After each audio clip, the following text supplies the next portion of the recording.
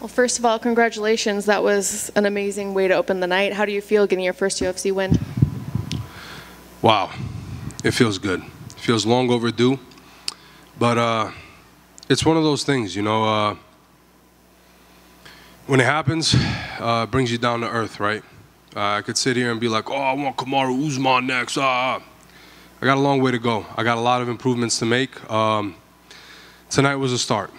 Definitely was a start, and I'm honored, I'm humbled to be here, especially after my last fight, right? It's been a turbulent 2 years. To do what I did tonight in that fashion, like words can't describe how I'm feeling right now. They really can't. Can you tell us a little bit about those 2 years? I mean, the last thing we heard was, you know, your ear. Right. How is your ear, first of all? Oh, it's still there, right? So that's a start. Right. But more or less, it feels good. My body feels good. It was just a recovery process, right? Because you never want to rush something like that. Lacerations, you don't want them to cut open. And the last thing I want to do is look like freaking Frankenstein, right? Going through Dallas and scaring the hell out of people. So that's the last thing I want to do. But just listen to my coach. He told me to take some extra time off.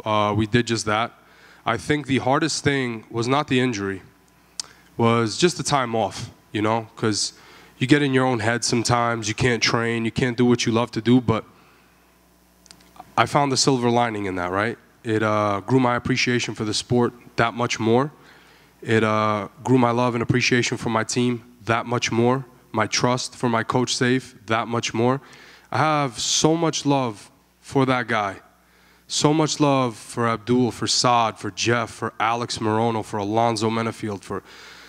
I could just go on and on. I have so much love for these guys that have been there through my darkest hours. And I mean my darkest hours. And the only thing that they've done is just help me rise to the occasion. So for that, I'm indebted to them till the end of time. And you said you're not going to call out any big names, but do you have someone in mind that you'd like? No, you're never going to hear me call people out. I don't really care about that stuff. If I have to sell out who I am, I'm a piece of shit, and I'll never do that because I'm not a piece of shit. Shit goes in the toilet, and you know I'm not that. That'll never be me. So I don't do that. I keep it classy all the time, and whatever happens next, I've just learned to accept it and just ready for whatever. And after such a long layoff, I would imagine you want to get back in there quick, or are you okay with a little bit of time? Just want to see how I feel, right? Like I could sit here and be like, yeah, let's fight next week, but my adrenaline's still going right now. I feel good. Let's see how I feel tomorrow, because I'll probably feel like I was in a car accident tomorrow, because it's kind of crazy how sometimes my shortest performances, I wake up for a week and I'm like, oh my God, I feel old. So we'll see. Thank you. Absolutely, thank you. Once you took his back, you got him on the ground, it didn't look like he was really sort of fighting that off, you know, like we thought he would maybe try to attack the hands. He looked like he was trying to just settle in there, like he didn't maybe think that you would finish it. Were you a little surprised? He was trying to fight it off a little bit. I'm not going to call him a cheater at all, because he's not. He was really trying to fight it off, but his fingers started to get caught in my glove a little bit. He was trying to fight it off. He was doing just a couple of things incorrectly. But I knew that once I started to adjust my grip and go from trying to get that full rear naked choke to a short grip, it was only a matter of time before he either tapped or he went to sleep. And like I said, you know, the guy's tough. You know, everybody at this level is tough. You're not going to get quick taps, quits, or anything like that. You have to take people out.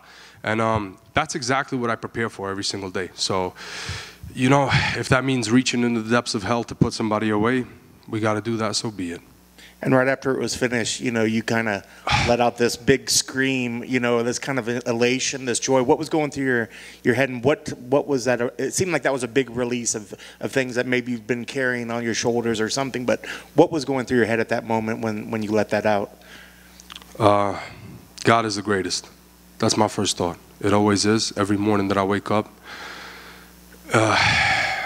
He's blessed me more than I can imagine, right? More than anybody can imagine. You know, he gives me this platform to be able to compete, do what I love. To him goes all the glory, right? Yeah, it's a big sigh of relief, you know, to get my first UFC win after all those, navigating all those turbulent waters for the past 2 years, man, it's felt like one big continuous 2020. And to do what I did today, I always knew I belonged here, you know, but now winning here and continuing to win here at this level, that's what I care about. And that's what I want to do. Every time I step in here, I want to show drastic improvements, right? I want to keep impressing fans, keep impressing myself, first and foremost, and living up to my potential, living up to what my coach knows I'm capable of, right? And it's definitely tough when you got guys like Jeff Neal in the room, Alex Morono, and just a bunch of killers, you know, but like I said earlier, they just make you rise to the occasion. And I mean, that guy's gotten me tremendously better. And I can't give him enough credit. I can't give Coach Safe enough credit, my teammates enough credit. It's a journey, man. Pretty crazy.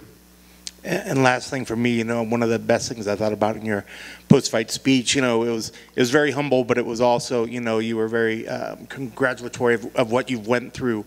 But my favorite part was you said you wanted to celebrate by kind of going and building a well in some community. Yeah. You know, talk a little bit about that and the drive. And I think, you know, I have an idea. You know, you've thanked God a lot, so I assume it's your religion, your beliefs as well. But talk a little bit of why you wanted to give back, and maybe I'll give you more chance to have a platform to say that. Absolutely. So I'm a man of faith, right?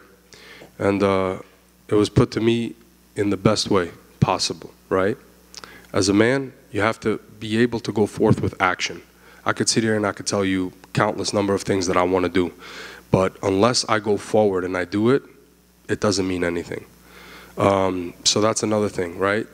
I have it in my heart, in my mind, just as I had it in my heart and my mind to win and to continuously win. I have it in my heart and in my mind to give back to people, especially the less fortunate people. I've just always been that way. I hate to talk about it, but you know, as God continues to bless me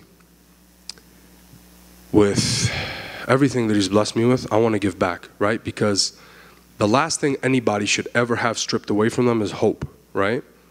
When you don't have hope, you're just decaying. You're not living life. So I know that there's people out there less fortunate than me that deserve hope.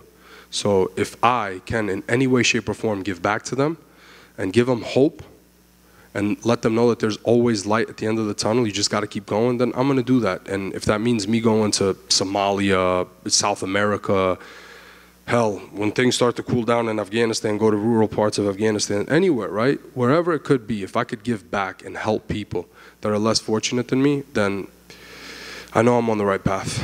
Sometimes we get too ahead of ourselves and we think we're the most important thing in the world, right? But that's just simply not the truth. That's wonderful. Thank you so much. Congrats on your victory. Thank you. Love you, Mom. I'll see you soon. Mwah.